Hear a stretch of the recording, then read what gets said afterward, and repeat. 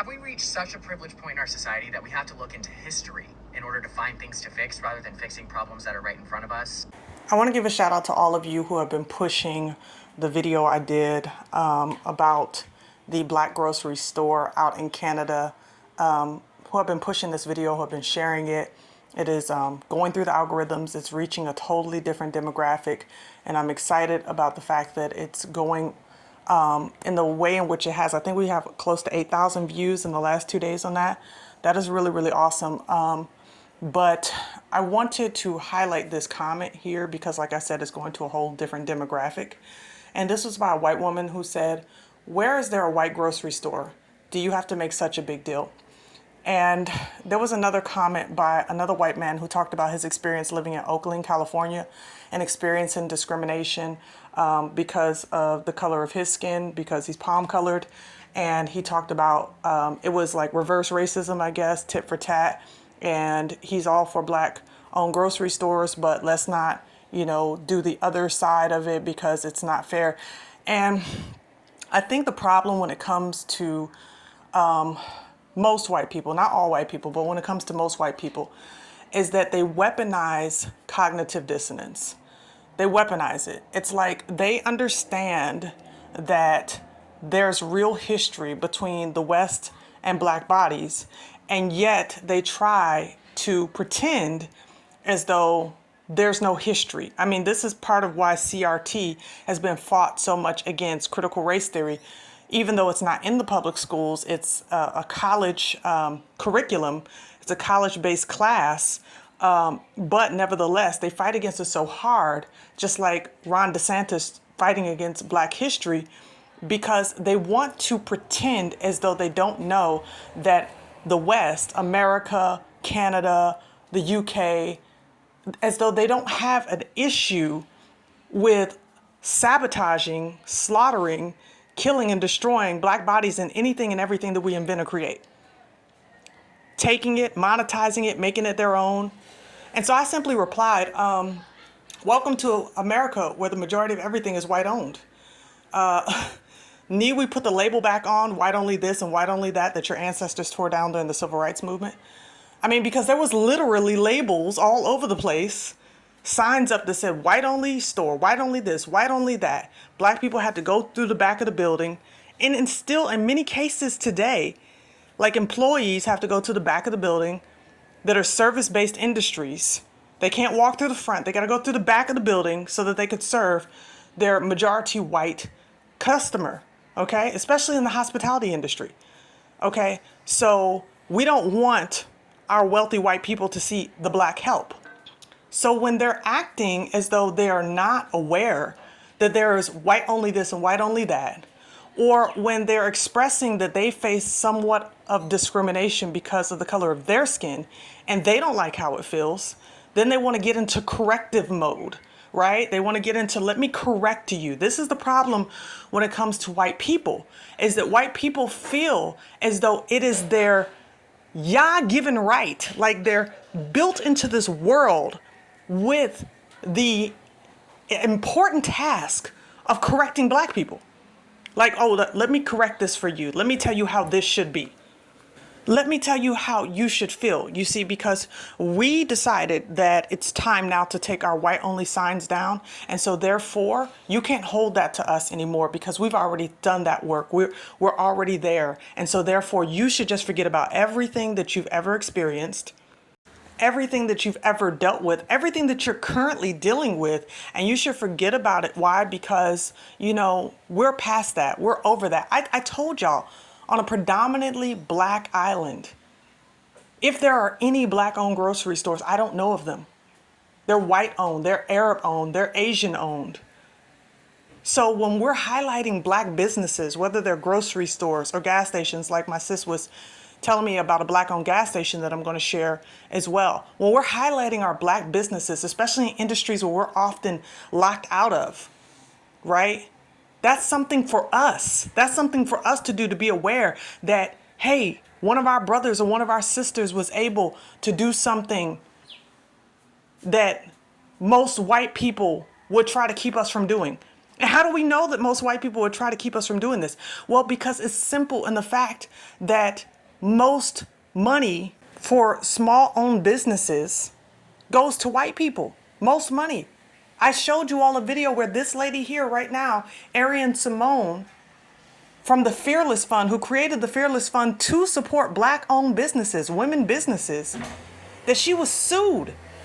And who was she sued by? She was sued by a billionaire who co-opted, who used the 14th Amendment to come against her right to be able to service people that look like her, calling it discriminatory. Even though we get 0.38% of the money that is given to allocated for businesses, for business loans, whether it's small businesses or mid-sized business or even corporations, we get 0.38% of the funding.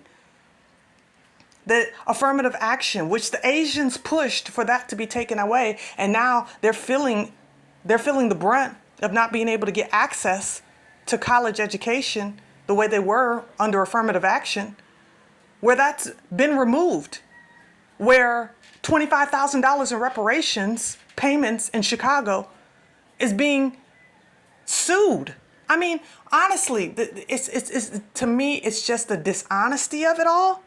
The weaponizing of cognitive dissonance that really bothers me when it comes to white people, when it comes to how they understand how we should move and operate in this world. It's like they want us to fit within their parameters, within their walls. And, oh, you're making me feel uncomfortable when you're talking about black-owned businesses.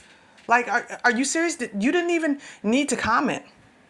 You literally didn't even need to comment, because at the end of the day, everything is about you all the time. And anytime something isn't about you, then you have to include yourselves. Black lives matter. No, all lives matter. Black girl magic, black excellence. Oh, well, we're all excellent. We all got beauty. A black man looks at a black woman and says she's amazing, she's gorgeous. Well, all women are beautiful. It's a bunch of nonsense. You've got to put yourself in anything and everything that has nothing to do with you.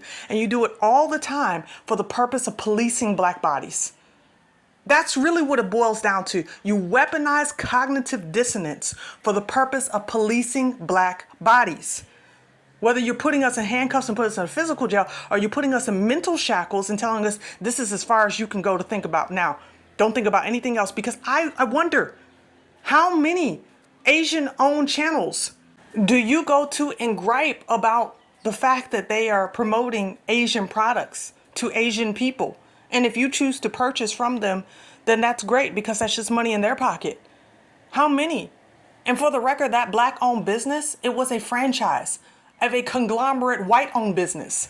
So he just purchased the right to use that particular name, that particular store.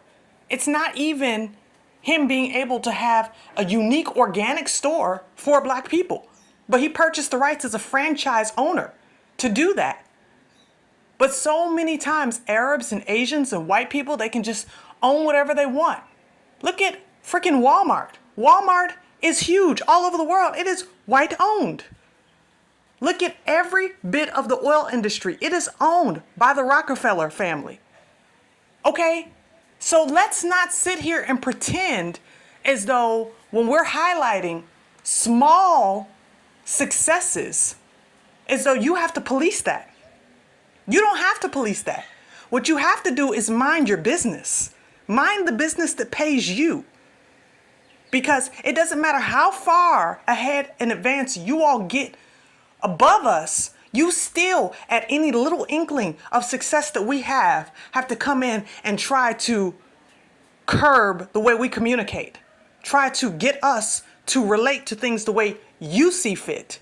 You can get the heck out of here with that, because that time is over.